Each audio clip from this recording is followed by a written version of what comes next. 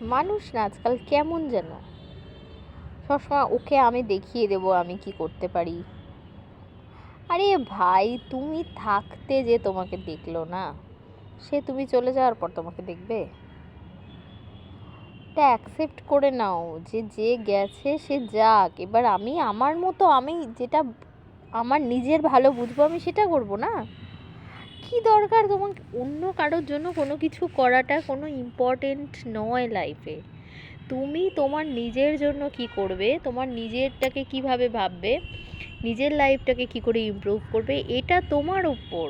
এটা অন্য কাউকে দেখানোর জন্য যে ও দেখো, আমি একটা কথা বলি, সবসময় চেষ্টা করো নিজেকে কোনো বাউন্ডারি না দিতে। হ্যাঁ, তুমি যদি কাউকে দেখানোর জন্য কিছু করো তাহলে তুমি কিন্তু নিজেকে একটা বাউন্ডারির মধ্যে বেঁধে ফেললে।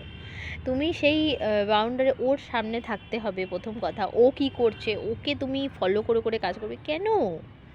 তুমি বাউন্ডারি ছেড়ে বেরিয়ে যাও।